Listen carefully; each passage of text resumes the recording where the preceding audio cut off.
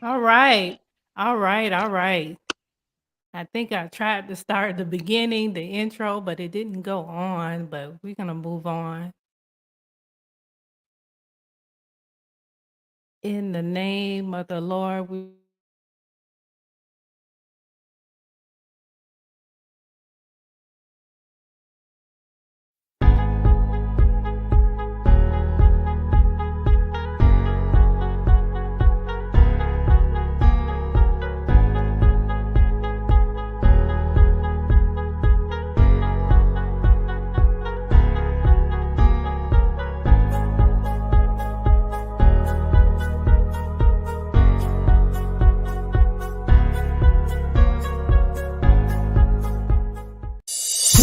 If you're looking for positivity or looking for encouragement, Temia Brinson aims to educate you, to give you the push to believe, to have the mindset for success, mindset for success, to have the mindset for success, to have the mindset for success.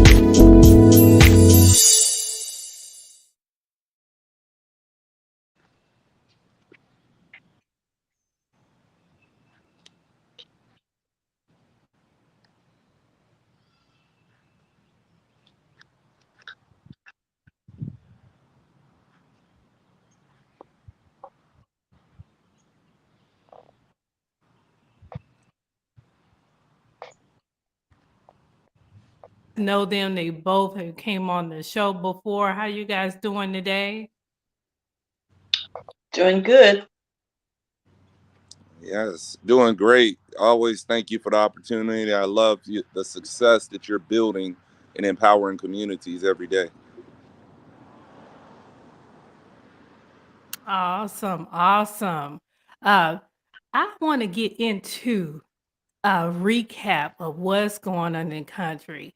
Um, the last couple weeks, 2 weeks, I believe, in Tennessee. They calling it the Tennessee Three, right? Where um, Representative Gloria Johnson, Representative Justin Jones, and Representative Justin Pearson, right? Where it was a big movement after the mass shooting, right? On gun rights. Young people hit the streets and they did a big march over to the Capitol. And they wanted to, they're demanding that the legislature, their local legislature, take action on gun rights. And so the movement, that came about, I think that was March the 30th.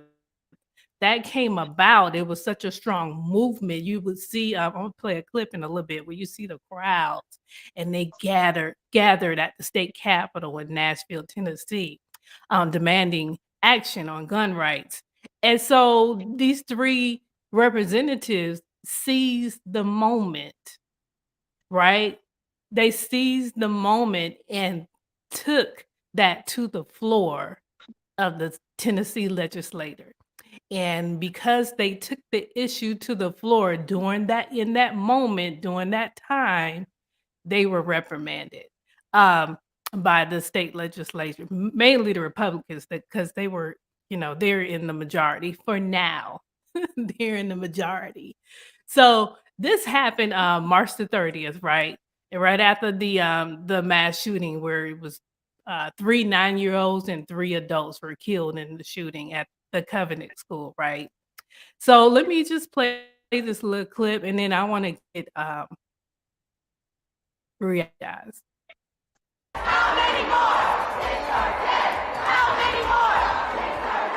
It was a storming of the Capitol on the state level. Wow, that's a lot of people for 45 minutes before a start time. Hundreds of parents and students marched all the way to the Tennessee Capitol in Nashville just days after a shooter killed 6 people, including 3 9-year-old kids, at a nearby private Christian school. They demanded lawmakers take action to prevent another tragedy like this from happening again. Save our kids! Save our kids! They shouted at lawmakers who were going about their business in the building. Some even stopped to encourage the protesters. This is the voice of the people.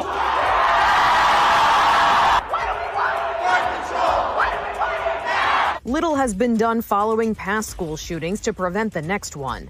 Now that another community has been affected by gun violence, many people are hoping politicians will take action. For Inside Edition Digital, I'm Mara Montalbano.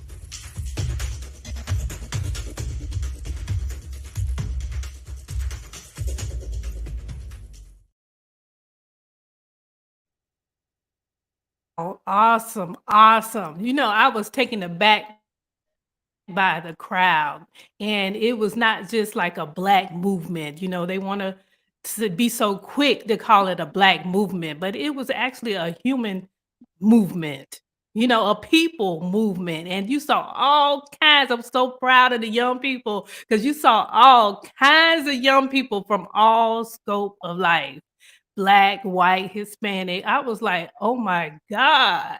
I was so proud of the young people because y'all know I put in my time. So it's for the young bucks to go out there and make a change. Okay. But I feel so confident now in this next generation. What you call them now? Gen Z. I'm so thrilled to see and comforted to see them on the move now and in their own movement. And let me go to you, Russell. How do you feel about what's going on? Focusing on how it all started. Yes, thank you. I wholeheartedly agree. First, I got to commend these young brothers in Tennessee. They modeled excellence. They modeled responsibility. They modeled boldness. Here you had two young men and one woman, actually, one senior woman, who were, appealing to their community about gun rights. They wanted people to be safe. They don't, they think there are too many guns out there. They were standing and representing, and they were using their voices as best they could within the rights of their constitution and policies in the state of Tennessee and the nation. And I thought it was wonderful that they advocated. I thought it was an atrocity to see them expelled. I was disgusted. I put up posts and let people know that should never happen. See, that's what happened during Reconstruction in the nation, that they were trying to wrongfully expel Black folks. It's like, it's a shame things like this have to occur over 160 years later. So then these brothers, the community rallied around them. They pushed them. And, after the expulsion, less than 5 days later, their local commissions and council puts them back in there. And what was designed for negativity and embarrassment backfired and was meant for good. It's even biblical in senses, right? Thou prepared the table for me in the presence of thine enemies. This is real life right here. So I think it's a powerful thing to see. And I think they've reignited a movement that every decade there's some catalyst in a movement that reactivates young Blacks to be active. Going back to the March on Washington, every decade there's some triggering event, or maybe even a series of events that triggers. And a decade ago we had the tragic murder of Trayvon Martin, and then the tragic murders that happened across the country that sparked the Black Lives Matter movement. And now you have a movement with some brothers who are in office that they tried to assassinate in the media and tear them down. But now they're getting more vocalism and coverage than ever. They're on CNN. They're on every station that you could talk about. We're talking about them right here. And as you said, they're the future. So, I love what they're doing, and we have to support them and cover them and make sure they keep going. And other sisters and brothers like them also have to respect Representative Gloria Johnson, who did not get expelled. But when was asked, hey, why didn't you get expelled? She let it be known, because I'm a 60-year-old white woman. If I were Black and young, I would have been pushed out with them as well. She let it be known the white supremacy that exists in the political system and the world that needs to change. So I have respect for her as well. But Brother Jones and Brother Pearson, Representative Jones and Representative Pearson, I think they're doing wonderful at representing in the state of Tennessee. And we need to push them up to represent the nation and world. Amen. Amen. Evangelist Warthen, Aunt Ruby, Evangelist Warthen, how do you feel about how this all started after the mass shooting, right, at Covenant Church, right? After the mass, the school of Covenant.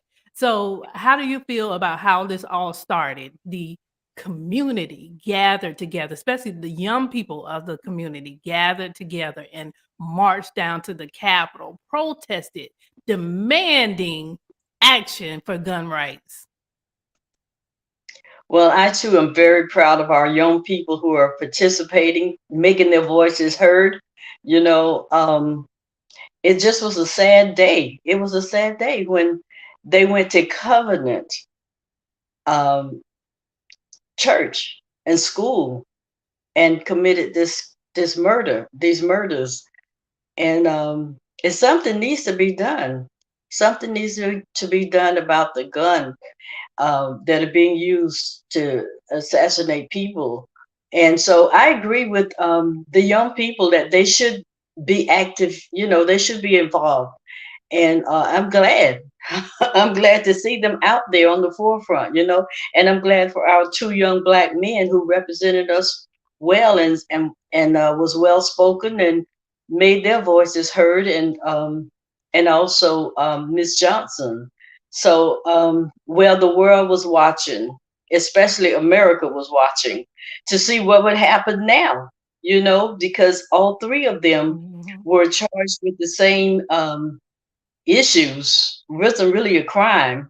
So I would just say the same issues. And the one um, was reinstated, but the other two weren't right away. And so now everybody's watching, well, what's going to happen next? Because, you know, if they do not reinstate the other two, then it's a case of prejudice. And so we know every now and then something to pop up where we know that racism is still alive and well. So Now, that's my point. Go ahead. Ruby, I was talking about, I said gun rights. Let me correct myself. I meant they demanded change in gun laws, regarding gun laws, because they already got their so-called gun rights. But it's no reason why those type of weapons should be on the street. And they keep And this resurfacing. argument about we're gaming and going hunting. What do you need that type of machine gun, that type of gun to go hunting for? You're gonna rip apart your meat. So that's a bogus excuse. Well, I don't understand why these guns keep showing up in the hands of people who have mental problems or they say have mental problems. You know, how are they even able to get those kinds of guns in the gun period? You know, if they having mental problems. I just think it should Mhm. be some stricter Now laws. this shooter, she was already under therapy. I don't think it got advanced to the point where she was medicated. But that's another good point. I think we should bring more awareness to mental health. Russell, you have anything to add on that? Um, just think I concur with a lot of what the evangelist just said. Um, see, overall, I mean, we want gun control because the more guns out there, the more murders that are occurring. Um, there are people that are getting them and have more access to them than ever. And it's sad that many of the legislators have essentially sold out to the NRA, the National Rifle Association, and they want droves of people to just have access to these weapons. And there's nothing done when you see these acts of violence that are taking out innocent people, people that are, this is not a wartime or anything like that. There are people that are just accessing these weapons. They're pro provisions from Tennessee and now even Florida, that they're pushing more laws and they're bankrolling it. And from the NRA, it's all a money thing. People are getting these dollars and they're saying, yeah, spread these weapons out. The more, the merrier. But it's hurting the community. And so you have elected officials who've not dared to say, hey, you're dead wrong, and say, stop putting money in my pocket. I'm not selling out. I care about the community. So when you have some people like Representative Jones, Representative Pearson, Representative Johnson, as well as people in our own state, but you have some people that dare to defy that boldly and vocalize. And to see the thing about it, they become a danger because they're so strong and passionate about it. So, when they see you that strong, they just try to eliminate you. Let's just put you out of it. And even though these were the people's choice, that the people put them there to represent them. The people that put them there are not complaining. You're complaining because not only do they disagree with you, but they disagree with you so much that it's glaring, and they're pointing out that you're cashing in, putting the money in politics over lives. So because of what their ability, they tried to block them and censor them and say, no, we're just going to expel them. And really, they overplayed their hand because they thought this is going to fly. We got a majority. This is going to They fly. sure did. And and it totally backfired. And this also shows where the voting down ballot helps. So many people don't think their vote counts. So even in Florida, we have a super majority and things, but the municipal elections matter. So the city and the county had enough people to put them right back there. And that by their policies in Tennessee, that was great. If they didn't have that the majority in Memphis and in Nashville on those councils to push them back, they wouldn't have gotten reinstated. And now I know people are saying, well, it's a temporary thing. It's a temporary thing, but they have to be reelected to the office. They're not going to have a problem getting reelected. To be honest, what everybody should do is look to try to donate to them to help them get reelected, so they don't try to raise money and put against them. I mean, it takes resources to get people in office, as you know, Evangelist and Temia. So we have to sow into them. Everybody's out there saying, how can we help? Look up Justin Pearson. Look up Justin Jones. Look up Gloria Johnson. Push them back in, and let's put other people who advocate in the same passion in there too. The only way that these tragic murders will stop is if we start putting in more policies and taking it seriously, and stop turning the cheek and saying, oh, and even when we say it's a mental health issue, we're doing nothing to prevent those that have mental health challenges from having access to these weapons. Right. So it's embarrassing to me to even hear people say that as an excuse and do nothing about it. Exactly. Yeah, And we basically know. Oh, go ahead. no, go ahead. You started. I was about to say we basically know what the problem and how to fix it. If you really think about it, we've been saying for years we need to get a certain type of gun off the streets, right? We've been saying for years, especially the past 5 years, mental health awareness that's coming to the forefront, and it's going to be even more so now to the forefront because if you look at these past uh, couple years of mass shootings, every one of them had a therapist. Every one of them reached out to someone in some type of way, signaling their mental health issues. So we already know that that's a problem, and we know how to fix it because it's a lot of, believe it or not, it's a lot of Black professionals that are in mental health now.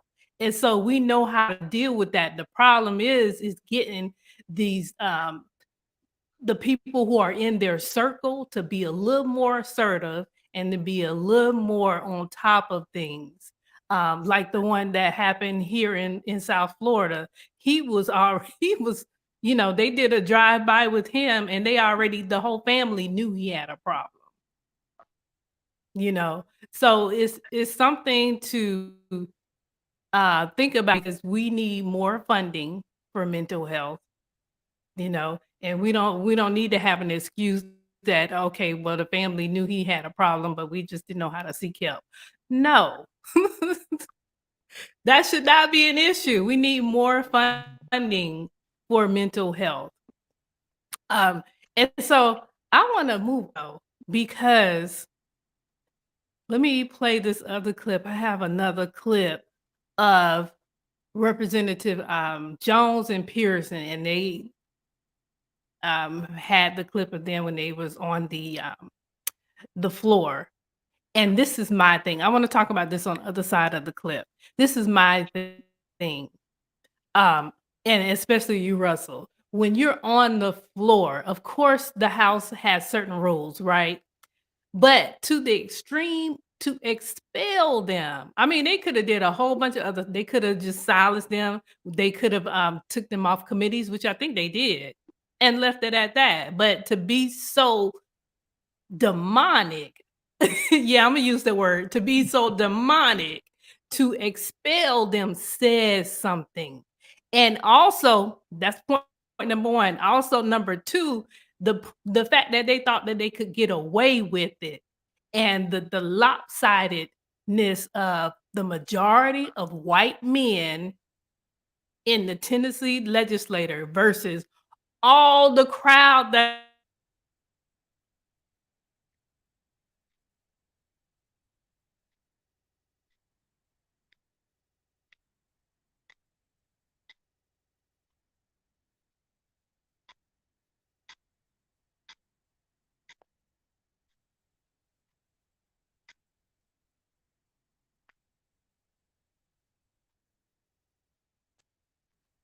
We're do not you hearing you, hear me Tamia. now? Yes. You don't hear me now? Hear me now? Okay, that ain't nothing Uh-huh. but the devil. Okay, so the second point is the lopsidedness of the majority of all the white men in the legislature versus the public.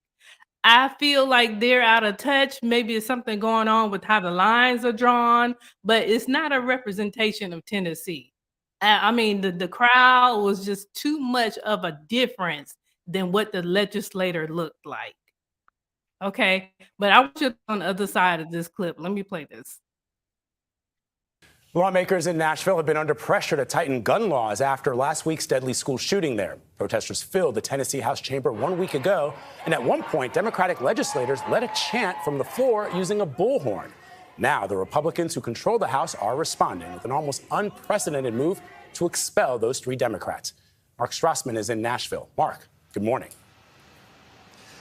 Good morning, Vlad. This is bare-knuckle partisan politics, a possible vote by a Republican supermajority here to throw out 3 Democratic state representatives.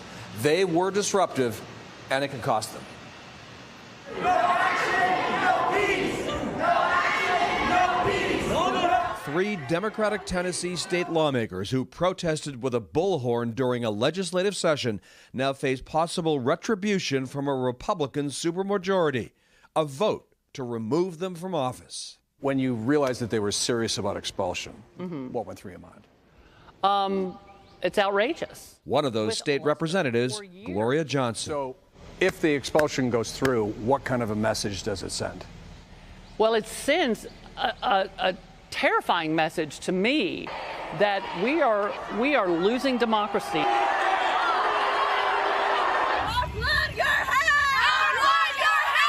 The Nashville shooting and the gun debate in Tennessee have sent shockwaves across the country. Yesterday, thousands of students, fed up with gun violence, walked out of schools they say don't feel safe. It really makes you concerned if you're going to be next. Nashville mourns those 6 lives cut short, including Catherine Kuntz, the head of the Covenant School.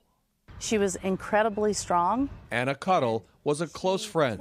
Police say Kuntz heard gunshots and likely tried to stop the shooter. There was a confrontation, I'm sure. You can tell the way she was laying in the hallway. Her priority would have been to save the kids, even at risk to herself. Her priority would have been everyone. Everyone in danger in that moment, without reservation. The 3 state lawmakers have already been stripped of their committee assignments. If they are expelled, they could run for their seats again in a special election. Nate? We will stay tuned. Mark, thank you.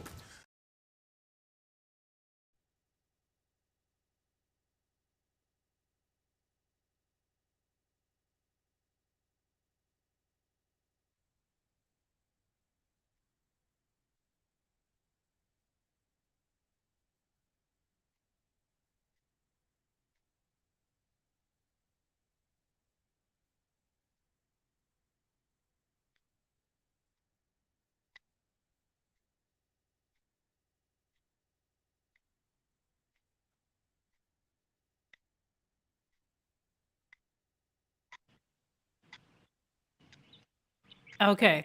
So that was a clip during that time. It was in real time, right? And again, the crowd, the legislature isn't a representation, in my view, of Tennessee. And I think it's some funny business going on with how the lines are drawn, because it doesn't match up to me. And they're not gonna have control for long anyway. But it doesn't match up to me because I feel when God moved these people out of the way, then we're gonna start have some real gun laws, some real change in that state. How do you feel about that, Aunt Ruby? I'm sorry, I missed your question. How do you feel about that? Do you feel that that's a good representation of the legislature? All of those white men, I don't know if it showed the clip of the white men walking through the crowd to the floor, but then it was all different kinds of people that showed up to the Capitol. I don't think it's a good representation. And I'm not gonna put the onus on the party, like Democratic Party. I'm just gonna trust God, because I've been there before with the party thing. I'm trusting God, and I'm still praying that God works it out in the court system on a fair drawing of the lines. And Russell, you can chime in. Please go ahead. Okay. You put a gracious deferral, Evangelist Ruby. So yes, I think you point out something that's very valid. The majority of their legislature is white males, when we know the majority of the population is female. So there's not enough women representation in Tennessee state legislature, nor many of the other ones, Florida included, across the nation. There should be more parity. This speaks to the patriarchy that's been in effect since the conception of the United States of America, where it says right in our U.S. Constitution, we hold these truths to be self-evident. All men are created equal. It says all men. It says nothing about women in the U.S. Constitution, right? Mind you, women didn't get their right to vote until 100 years ago. Black women haven't gotten to vote consistently until the last 50 years, arguably. So there is an issue about the representation that I think people should address and highlight. And I know it shouldn't even be amongst party lines. It should be clear. We want people to represent us that understand us. And if people really represent us and understand everything that's rightfully out there in the population, then we get more policies that matter. You don't have these people with these stances that majority benefit white males. Now, some white females go along with it because they're married to these white males and have them in their family, and it helps benefit them financially. But there should be enough parity and representation across the line. We know in the legislature that there are not enough blacks in there, that 13 to 14% of the population, and that is not the case that's representative in their legislature at all, nor in their state senate. But they still have managed to get some in some power areas like Nashville and Memphis. They have, especially Memphis being a historical center of black culture and activism in the nation for centuries now. But we need more people to break this down, and there has been gerrymandering of the lines. Different districts have been spread out, smaller counties That's the extended word I've been into the searching urban for. counties, and we see that happening in legislatures across the nation and the redistricting that they're doing. And to your point, there are lawsuits, and they will probably have to redistrict in some areas. But to me, the thing is that you wrongfully did it initially. You knew it was wrong. You did this. And now that you've done it, there should be some type of punishment when you knowingly wrongfully do this stuff. And there isn't. And it's like this happens cycle and cycle again. So it's no, there's no punishment. Even in Florida, when we look at the governor who removed the state attorney in the Tampa area, and a judge came back and said, it's clear that you politically removed him, and you didn't remove him for any lack of competence or performance. But then the judge also said, well, there's nothing I can do. And I said, what type of stuff is that? There has to be some checks and balances. People can't just run rogue and do things because they don't like what you're saying or how you look or what you stand for, or your hair is too long or your voice is too loud. And that's or you're too young. They feel, that these are mostly old white men. Even, I know we're not on the topic, but you look at these stripping these. We're about to go there, rights. though. We're going to go there in a sec. But yeah. Well, no, not abortion. We're going to hit racism. Oh, yeah. But I mean, if you look at it, mostly you have older white men that are making rules for persons of color as well as females. And I'm saying, if we're going to do this, then do it across the board. If you're going to outlaw, if you're going to take away people's rights to make a choice, because I'm not necessarily pro-abortion, but I am pro-choice, that people should be able to make a choice. It's their family decision. They should be able to decide. Right. But if you're going to take away people's right for that, then take away all these enhancement drugs like Viagra and Cialis too. How about that? So and if you're not going to do that, then stop trying to take their choice away. And that's it. But we know that's not going to occur, right? They're going to say, oh, no, we've gone too far. So, but yeah, the patriarchy is out there, that more white males are in office in every state, and that should be changed. And we should advocate against that across the board. Shouldn't be a partisan issue. So now, do you think that's right? Do you think that's a dynamic? Because I was saying before that they didn't just take them off committees. They did that, but then they went so far to expel them. Even when the crowds showed up, even when they marched to the Capitol, even after all of that, when the cameras showed up, they still had the audacity to vote them out, to expel them. What does that say about the mindset of, and I hate to, you guys know I'm not like into the thing, but I'm going to use this term. What does it say about the mindset of the white man in Tennessee? Like, is something wrong with that picture when you have this whole, almost like the whole young population of Nashville in the Capitol, and you see it's an issue. You have these representatives that speak out on the floor instead of doing a vote on gun control. Instead of coming up with a solution, you're gonna find time to go through the process, like I said, in front of the cameras, in front of the crowds, to still expel them. Mind you, now this is rarely done. And like I said, they could have just took them off committees for a little while. Okay, fine. But they had the audacity as men. They thought that they could just do it because they wanted to. Ruby, you want to chime in on that? You have anything to say on that? Well, I agree that they should not have been expelled. There are other ways of disciplining them for breaking the rules. But breaking the rules is not like committing a crime or a felony. And from my understanding, there's been a few, that have been removed from their positions because of committing a crime, or some kind of sexual accusations.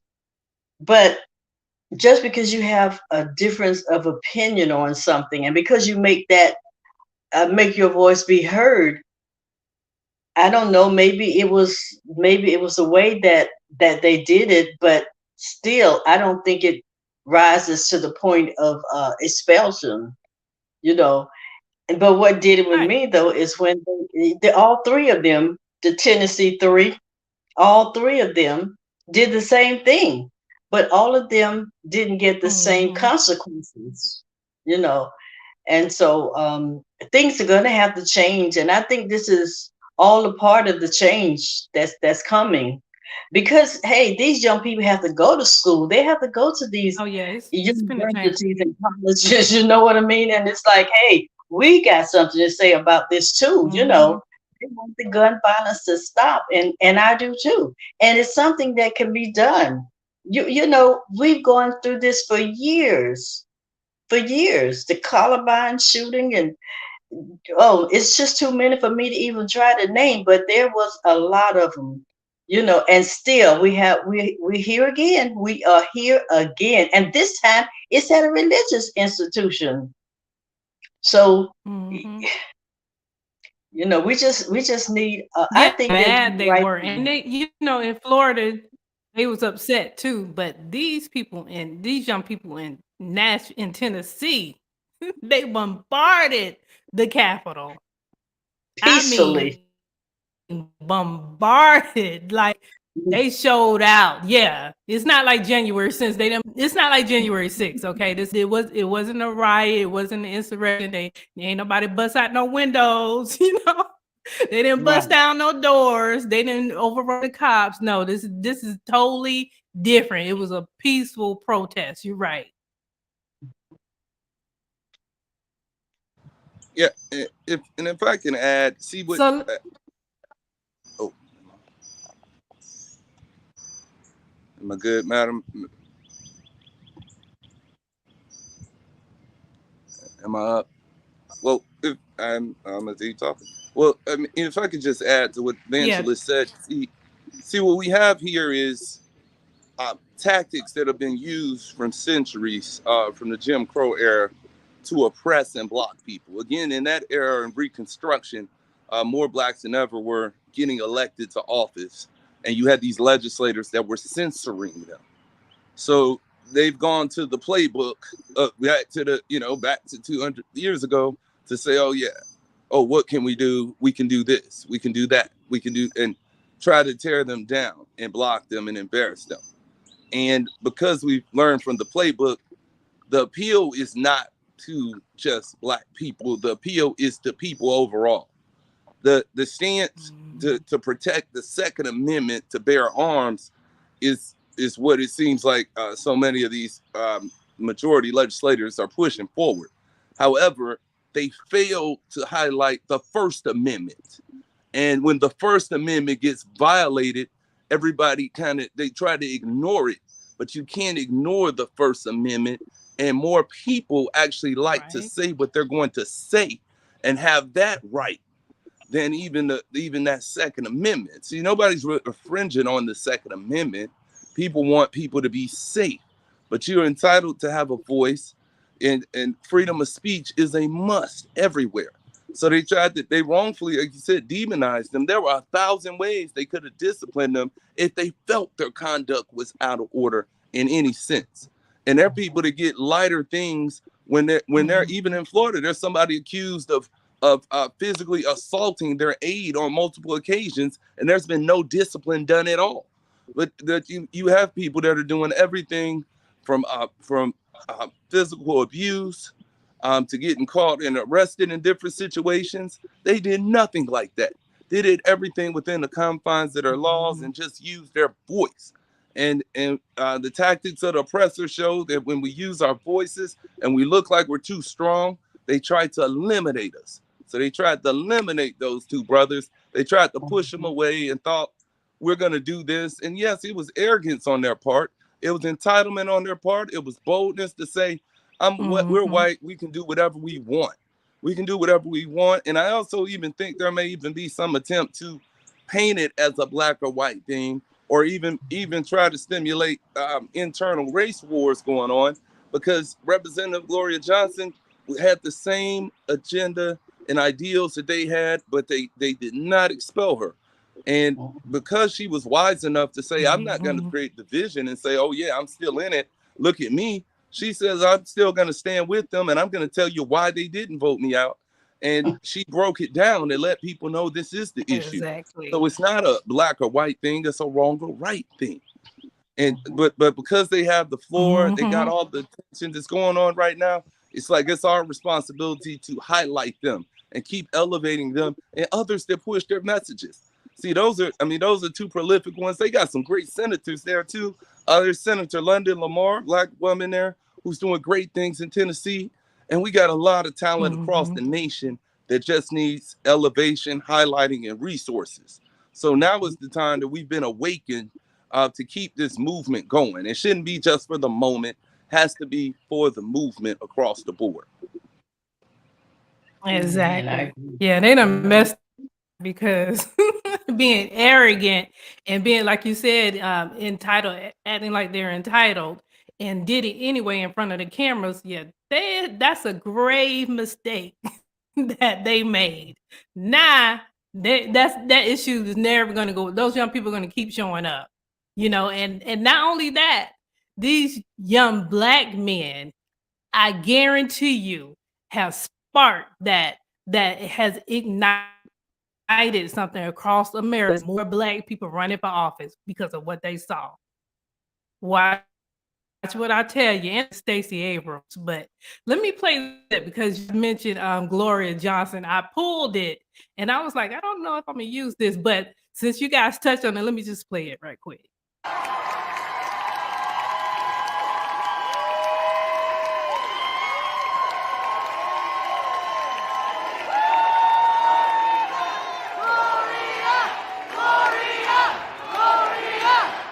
What does surviving the explosion today mean to you and for your community back in Knoxville, the state of Tennessee? I mean, I had so much support from home.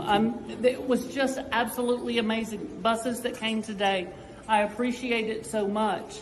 The people have spoken.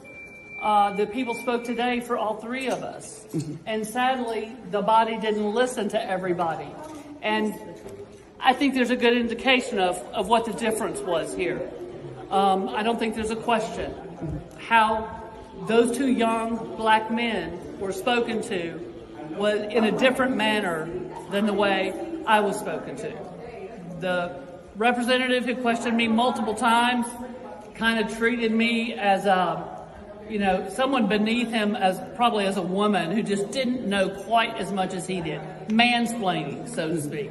But it's a whole different attitude than the questioning I saw go to Rep. Pearson and Rep. Jones. What do you want to say back home to those in your district and those in Knoxville? I want to say thank you all I can never thank you enough for all the support you all constantly give me. And it's that keeps me fighting and keeps me pushing. And I want to ask you all, I'm hearing that both of those young men are going to be appointed by their councils this week.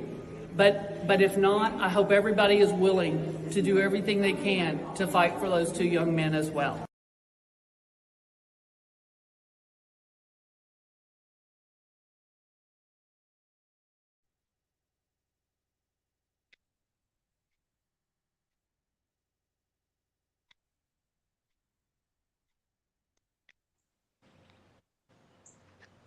All right.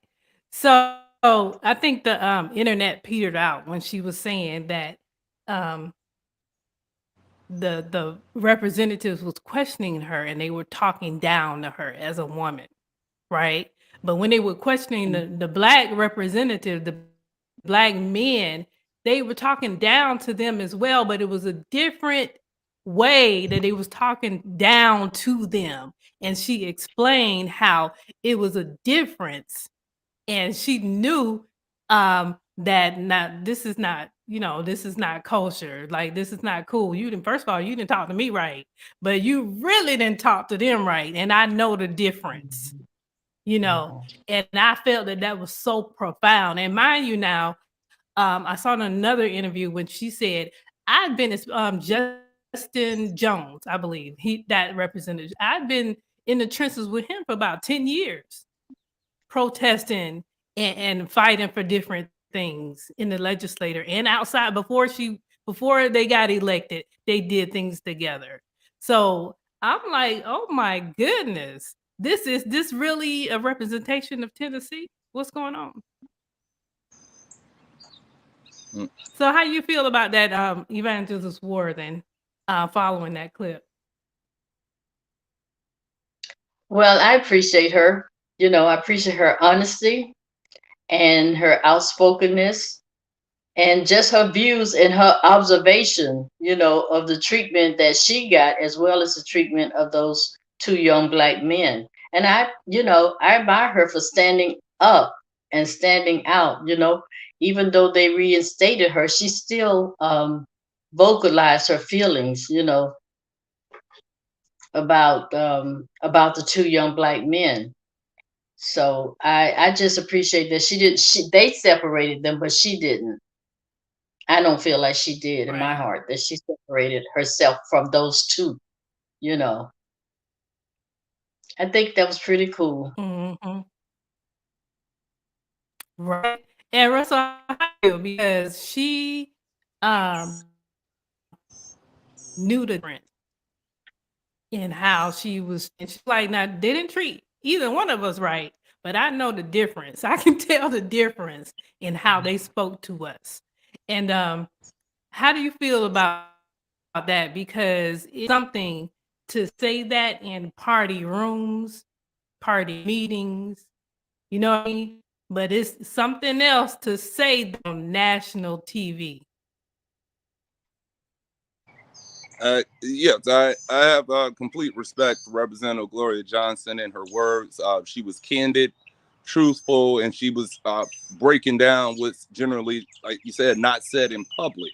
That's only said behind closed doors. Some people that saying, "Oh, I can't believe she said that," but she spoke the truth of the matter, and the truth of the matter has to be spoken more often. She let it know that it was clear that the language used would not have been used to anybody who was a white male.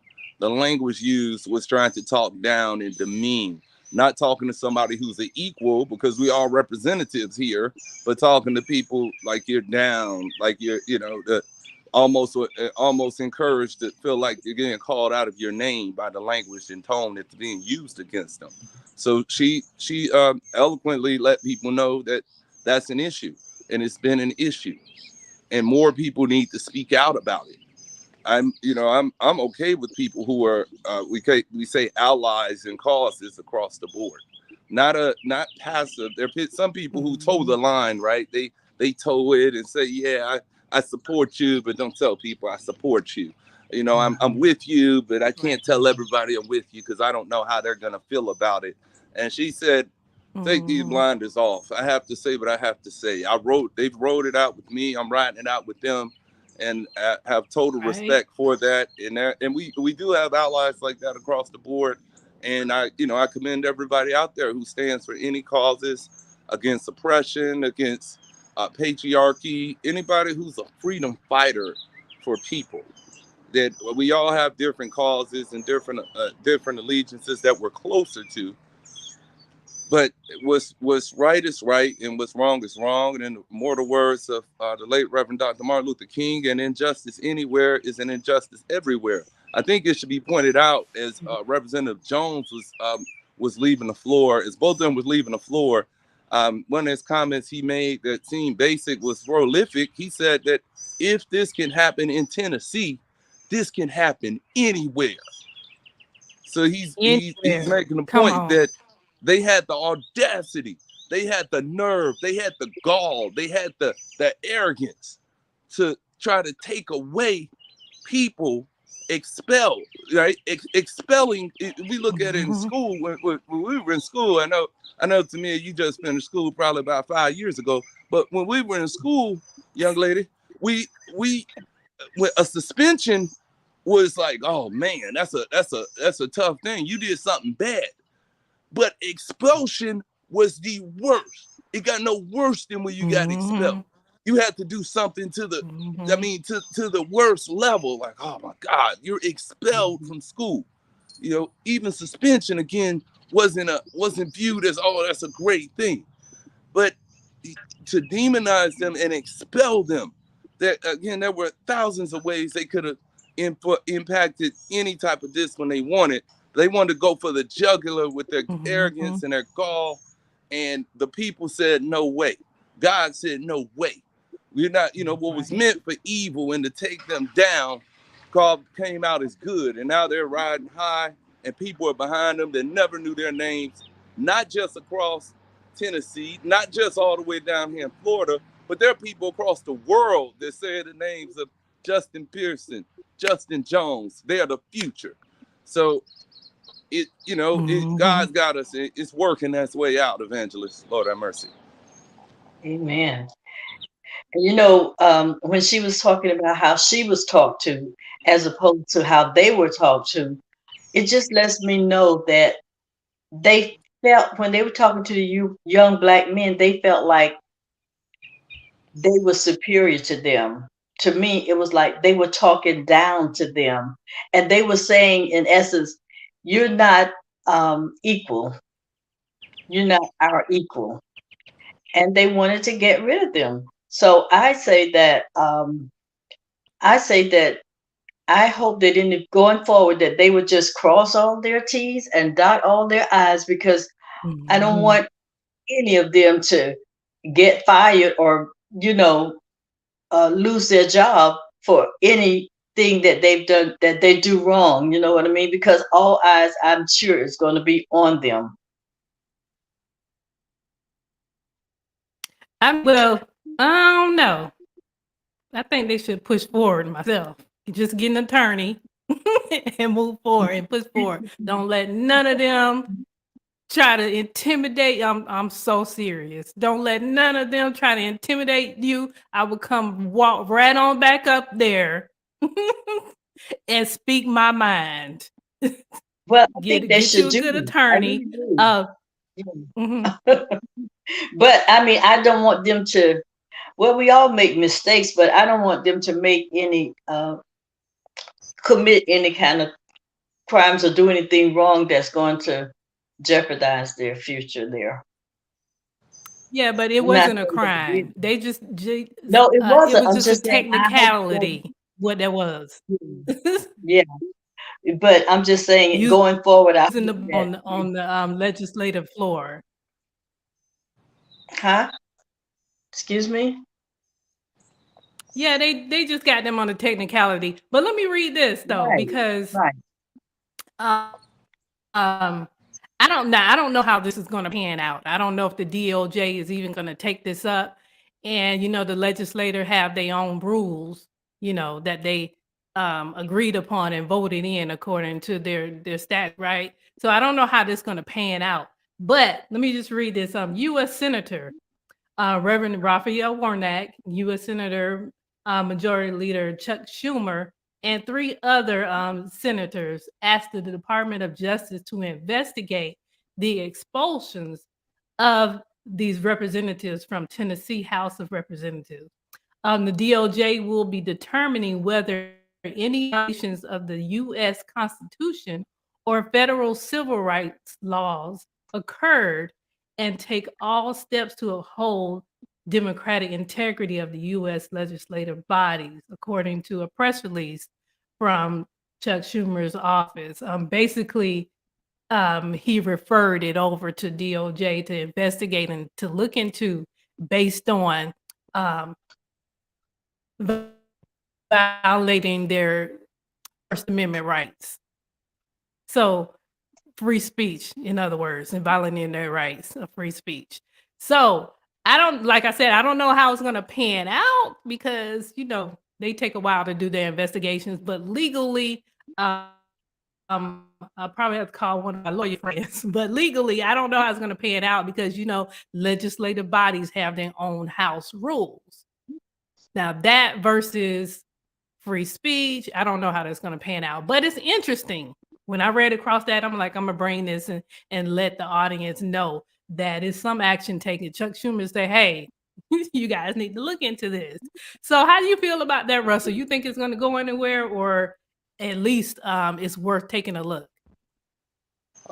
So I commend I commend Senator Schumer as well as Senator Warnock on recommending this to the DOJ to investigate. I think it's a necessary thing that we look at because even though you can have some house rules, this is they're public leaders and public officials, and everything flows off of tax dollars as to how they expense things. So you have to respect the First Amendment rights and not violate them in any way, nor make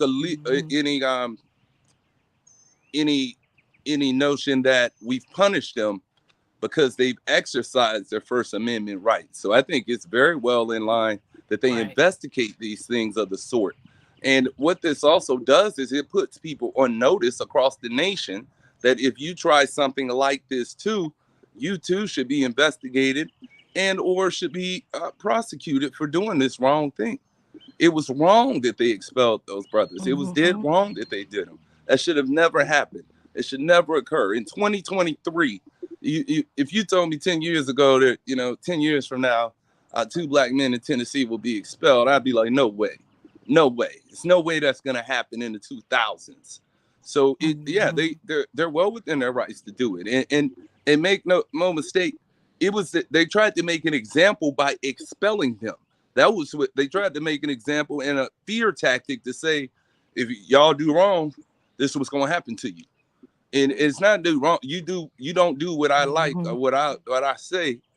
This is what's going to happen to you. We're going to show you two young black dudes. And the thing that has to happen is, no, first you're wrong for that. And that has to be said that you're dead wrong for it. And then after that, there needs to be look at disciplinary action for it, that you're wrong for it. The thing I don't like sometimes about these, these police killers, you look at the tragic killing of George Floyd, is that, that the audacity of some people to not say it was wrong was offensive to me. To hear that union up there never say that it was wrong was offensive. And we have to call things out when they're dead wrong and blatantly wrong. That's the only way that there's some change that's going to occur, and there has to be repercussions for it. So again, salute to them. I think they're on the right path with investigating. And you're right, they need attorneys around them. See, outside of physical force, the strongest things we have is litigation and suing people. And we have to be prepared to sue them when they wrongfully do things, because we know they'll sue us immediately.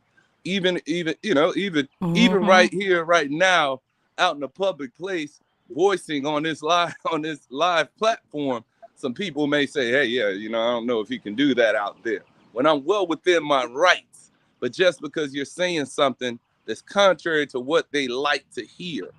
See, they know what's right and wrong. It's just that they like being empowered. They like the patriarchy. They like the white supremacy because it's entitlement. And they feel like if we spread it across, that we're losing our entitlement. We're losing our power. When, see, the reality is we want everybody to be empowered. We want everybody to have opportunities. Everybody's voice should matter. It shouldn't just be some that are doing well and some who are receiving rights and benefits and wealth. It should be able that everybody should have access and opportunity to it. And we just want the basic rights that are spelled out in the Constitution. These rights, unalienable rights, right? Right. Life, pursuit of happiness and truth. We should all be entitled to these things without threats or fear. If you say something, you're going to be punished. How afraid do we look? How afraid do those brothers look? What they've done is, like you said, they've empowered a whole nother generation now, and it's Gen Z to continue to elevate. So I pray those brothers one day that they join people like Congressman Maxwell Frost, who's now the youngest person in the U.S. Congress. But I hope that they get to join them up there one day, representing the great state of Tennessee. And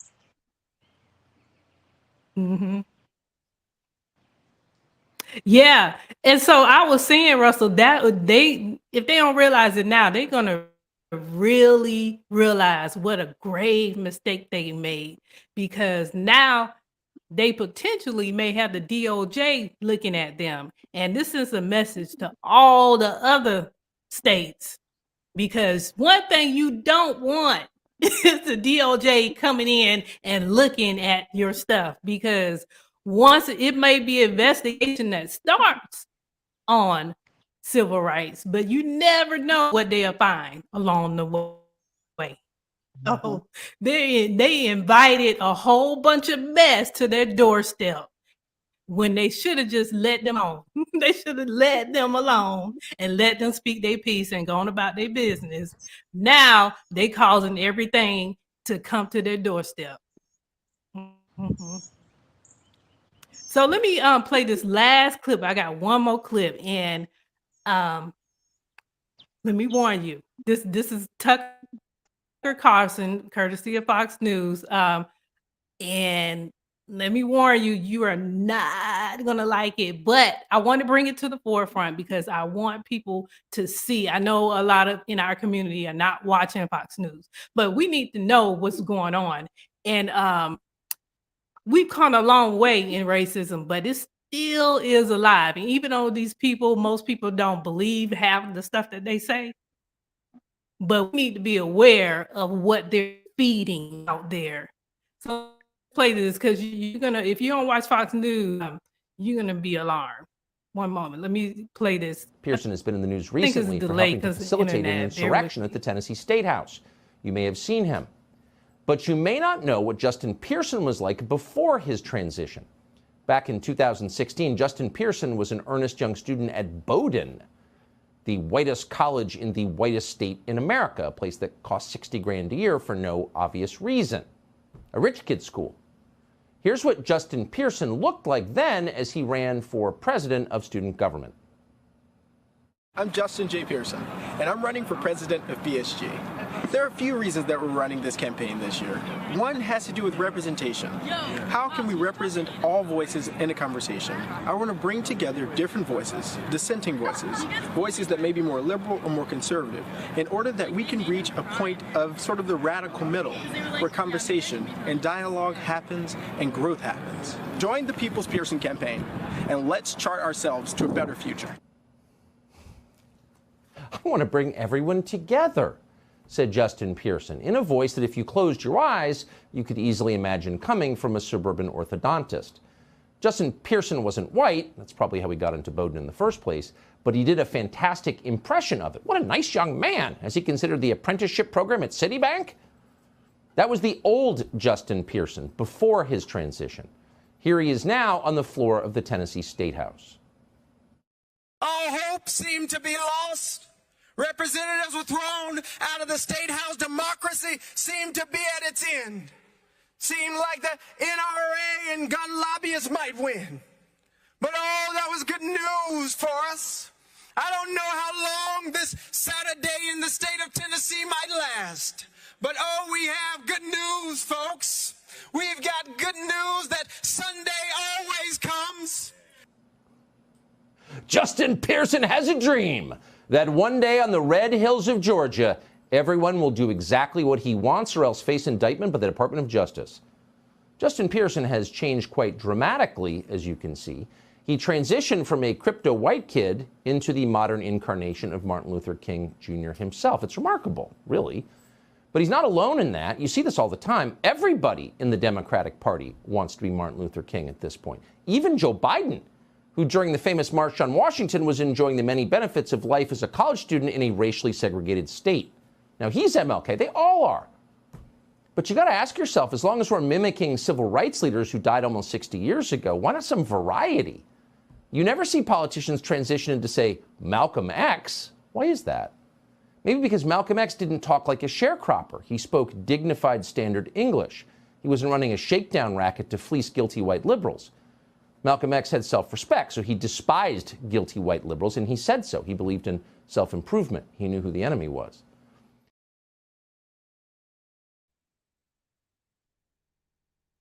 Wow. Did you hear that? I mean, you know what started that, right? If you listen to him, he got the news that Schumer had forwarded over to the Department of Justice, and that ticked him off. So he had to do a whole segment. And he liked the Justin Pearson that was white-like and that shaped his persona to fit in with the whiteness of the college that he attended. And the only way he could get in because he was black.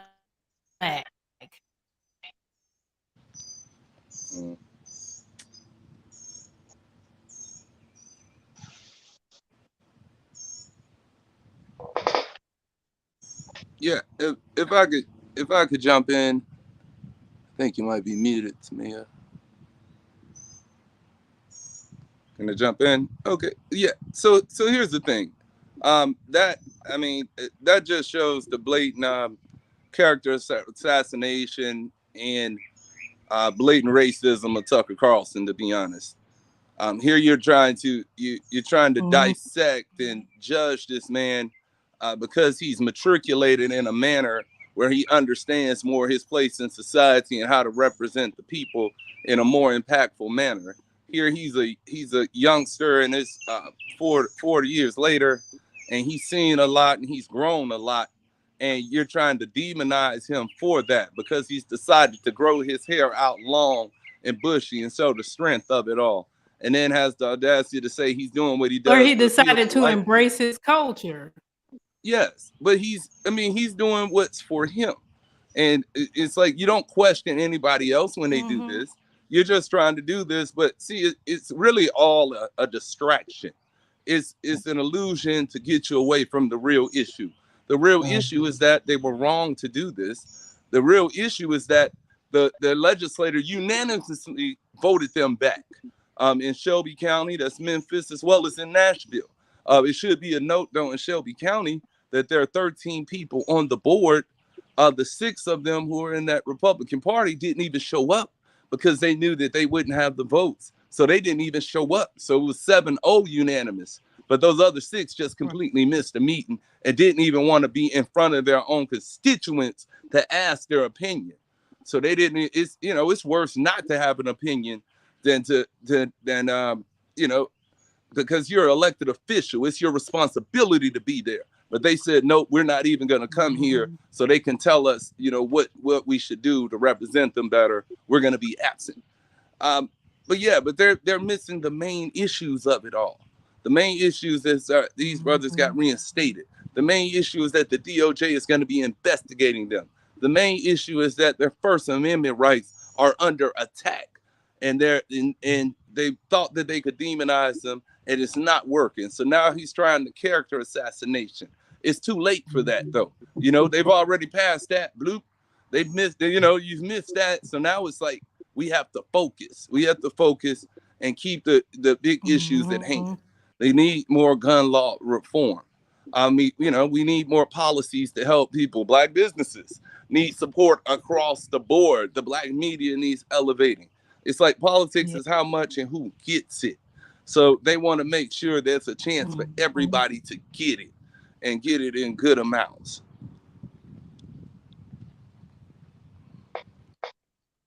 Amen.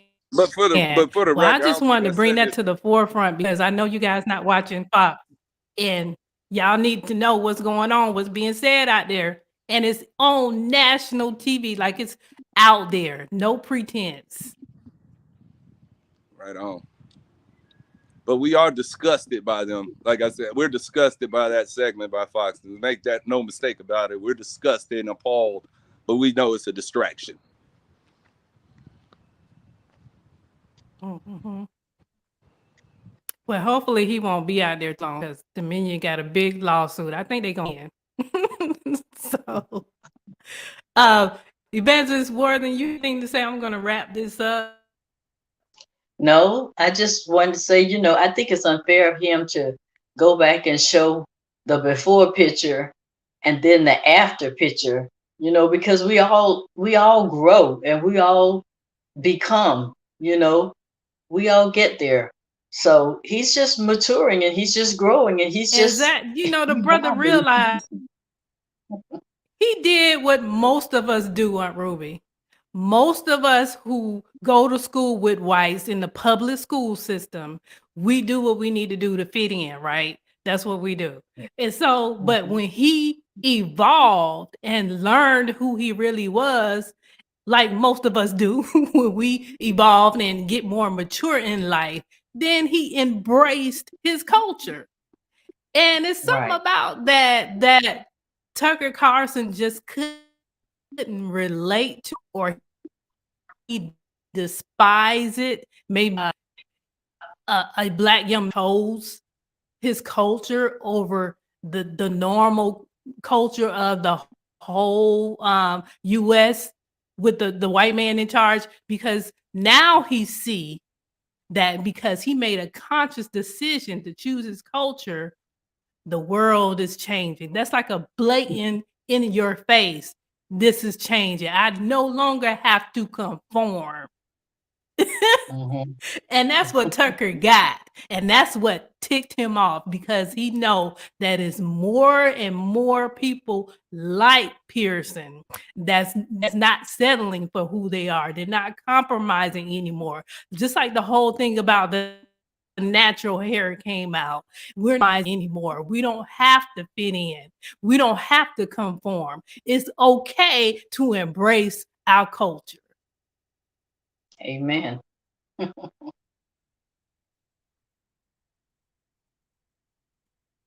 Okay, so let me get off of that, because we can be here all day on that.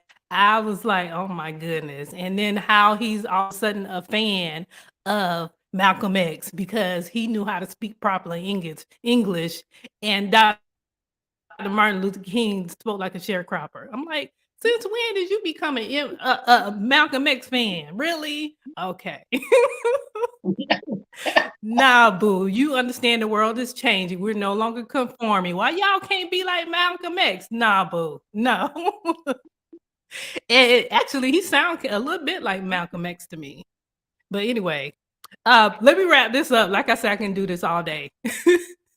But Evangelist Warthen, right quick, let the people know where they can reach you for your ministry, what type of ministry you have, if they want to donate, if you have Cash App and all of that.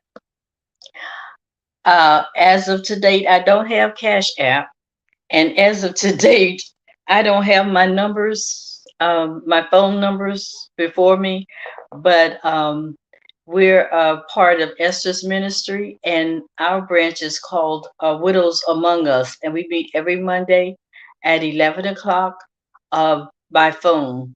So any widows out there who want to join us, you're perfectly welcome.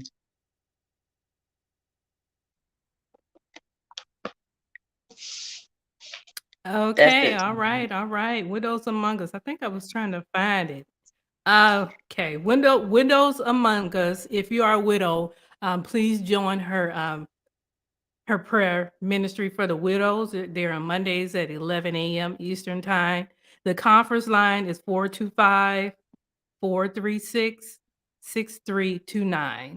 Let me repeat that: 425-436-6329. And then the access code is 329-6358. Let me repeat that. The access code is 329-35. I'm sorry, 329-6358. 329-6358. And that's the ministry for Evangelist Ruby Warthen, Widows Among Us. Russell, how can the people reach out to you with your company, your business, and also donate your Cash App or what have you, or avenues where they can reach out and donate and give? First, I want to thank you again for the opportunity, Professor Temia Brinson, as well as it's always an honor to be up here with Evangelist Ruby Worthington. Excuse me, I said the wrong last name. It's okay. Warthen. Warthen. But yes, but you can I'm still, CEO and founder of Build Black Daily LLC. You can find us at buildblackdaily.com, at Build Black Daily on every platform, as well as we have Cash at Build Black Daily. But I encourage you to support those who are advocating for education and freedoms across the board. I encourage you to send donations, not just to those representatives in Tennessee, but consider supporting the Collective PAC. Based in D.C., founded by Stephanie Brown James and Quentin James, husband-wife couple that supports people who push positive causes in elected office. Encourage you to support a group like Equal Ground, who's literally out here in Florida trying to level the playing field, led by Jasmine Burndy. I encourage you to support the Black History Project, Inc., founded by Kristen Fulwiley, as well as I encourage you to support and donate and get ads for Mindset for Success by Temia Brinson. Everybody needs resources to continue to get the word out to people, so we're not behind the times or behind the gambit, and we can work towards 2024, 2028, and educate people and push these folks forward along the run. And you could also find me at Russell Drake, or all on social media, and therusselldrake.com. Again, thank you for the time. Thank you to those who tune in. Please subscribe, please check out the Mindset for Success, because Black media matters, and we need more programs like this to ensure that we're striving for success across the state, the nation, and the world. One love. Amen. Amen. And how's Jasmine doing? I haven't seen her in like years, but she's still the political thing, right? She's doing excellent, educating and motivating people. Saw her in Tallahassee, and again, we need to keep pushing these folks up. So resources into them. Okay. All right. Well, tell her say hi. Hello. Absolutely. And so you guys out there, if you want to donate and give to mine, that's what we're doing. We raised funds already during the Faith and Finance Conference. We got Mother's Day brunch coming up where we're going to be blessing the single mothers, single moms in the area in Lake County. I'm over here in Lake County, the ministry. And then, so we're going to do that. But if you want to donate for that cause and other things we're going to be doing, go to TemiaBrinson.com. We do have a partnership where you could partner with the ministry. And I have the prophetic word coming out every month. And then also we be praying for you for what your needs. We're going to stand in agreement with you. And then also I partner up with financial advisors, credit strategists to bring classes to you. So whenever they have a class to present, I will be emailing you. If you're a partner, I'll be emailing you free of charge for the classes. You just get on the Zoom call or whatever and take part of the classes and get information and the help that you need. Amen. And again, TemiaBrinson.com. Okay. And so you guys, I thank you for coming on. And this really blessed my soul because I had to get it out. I was like, oh my goodness. I was just chomping at the bit. Yeah. Watching them on television and then watching it all throughout the day on the phone. I was like, Lord. And then, of course, I had to go into prayer, like, Father God, bring this about. Let this happen. Let this happen. And then, but it's coming. It's coming. We can start winning in the court system. And these lines are going to be withdrawn. But most importantly, again, like I said before, it started with Stacey Abrams, but this is coming up again. And this profile is being raised on mental health awareness. And then also on, I don't want to say the movement, but also it's going to be this push on Black people running for office. It started with Stacey Abrams, but it's a push because they see these Black men and how they overcome. They're like, oh no, we finna do this. I'm running for office. So let with Jasmine, she need to run. But anyway. So you guys, anything else before we leave? I'm about to leave. Well, I just want to say it's good to see you again, All Coach mine's Chad. clear. And thank you, Temia, for having me. That's not Coach Chad. Oh, you mean Russell? I'm sorry. I'm sorry. I said the wrong Oh, one. Father, help us, We're Lord. even now, Russell. Help us, Father. I just want to say thank you again, and and let you know, hey, in the month of May, we got some great stuff coming up with Build Black Daily. We got May 6th, we're going to be at Hosey gas station off of Bruton Boulevard. They're celebrating 60 years in business. Probably one of the eldest Black businesses that's been in business consistently for 60 years in Orlando. And they're going to have a whole Black business fair out there, pop-up shop going in their lot as well that whole day.